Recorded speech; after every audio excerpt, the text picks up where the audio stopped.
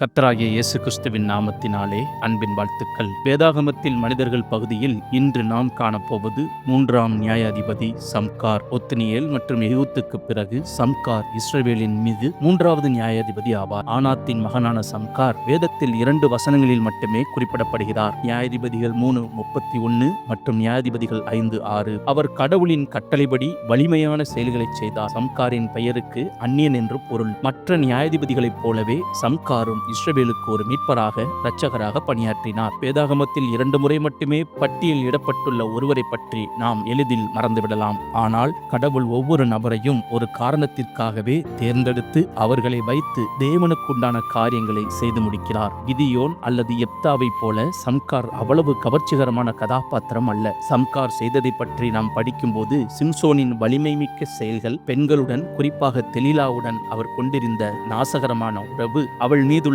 காமத்தால் பெலிஸ்தருடன் அவர் மோதியது ஆகியவை நமக்கு நினைவுக்கு வருகின்றன. ஆனால் சம்காரை பற்றி அப்படிப்பட்டவராக வேதம் சொல்லவில்லை. சம்கார் வாழ்ந்த காலம் இஸ்ரவேலர்களுக்கு தொடர்ச்சியான மோதல்கள் மற்றும் ஒடுக்குமுறை நிறைந்ததாக இருந்தது. அவர்கள் அந்நிய சக்திகளின் ஆட்சியின் கீழ் இருந்தனர். மேலும் பல்வேறு அண்டை நாடுகளிடமிருந்து, குறிப்பாக அப்பகுதியில் தங்கள் இராணுவ வலிமை மற்றும் ஆதிக்கத்திற்கு பெயர் பெற்ற பெலிஸ்தரிடமிருந்து ஒடுக்குமுறையை எதிர்கொண்டனர். இந்த சவாலான சூழலில்தான் சம்கார் தனது மக்களுக்கு நம்பிக்கையின் கலங்கரை விளக்கமாக உருவெடுத்தார். ஆனாத்தின் குமாரனாகிய சம்காரின் நாட்களிலும் யாகேலின் நாட்களிலும் பெரும் பாதைகள் பாழடைந்தன. பயணக்காரர்கள் பக்கவாட்டு பாதையில் நின்றார்கள். நியாயாதிபதிகள் 5:6 அவரை பற்றியும் அவரது சகாப்தத்தை பற்றியும் சில அம்சங்களை யூகிக்க உதவும் ஒரு பரந்த சூழலை இது வழங்குகிறது. சம்காரின் காலத்தில் இஸ்ரவேலர்கள் தங்கள் எதிரிகளுக்கு மிகவும் பயந்ததால் முக்கிய நெடுஞ்சாலைகள் கைவிடப்பட்டன. ஆபத்தை தவிர்க்க மக்கள் குறைந்த பயண பாதைகளில் சென்றனர். இஸ்ரவேல் தேசத்தின் இந்த காலகட்டத்தில் தேவனுடைய அசாதாரண நோக்கத்தை நியாயாதிபதிகள் 3:1-2 வெளிப்படுத்துகிறது.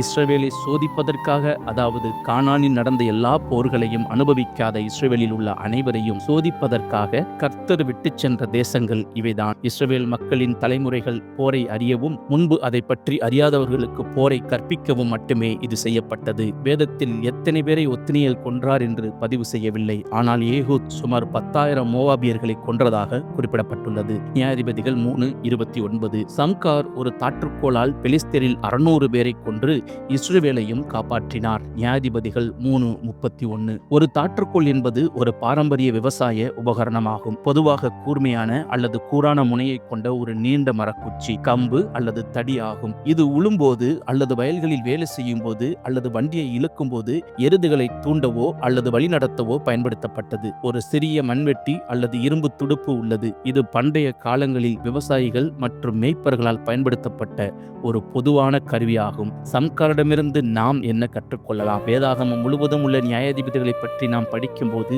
அவர்களின் வெற்றிகள், இழப்புகள், தவறுகள் மற்றும் தேர்வுகள் நாம் யார் என்பதை மையமாக கொண்டு மேலும் அறியவும், கடவுள் மற்றும் அவரது எல்லையற்ற கருணை மற்றும் கிருபையை பற்றி மேலும் அறியவும் நம்மை தூண்டுகின்றன. சம்கார் ஒரு பயிற்சி பெற்ற போர் வீரனோ அல்லது ஒரு முக்கிய தலைவரோ அல்ல. அவர் ஒரு எளிய விவசாயி, மேய்ப்பராக இருந்தவர். ஆனாலும் சம்கார் பெலிஸ்தரை தோற்கடித்து இஸ்ரவேலை அவர்களின் ஒடுக்குமுறையிலிருந்து விடுவிக்க முடிந்தது.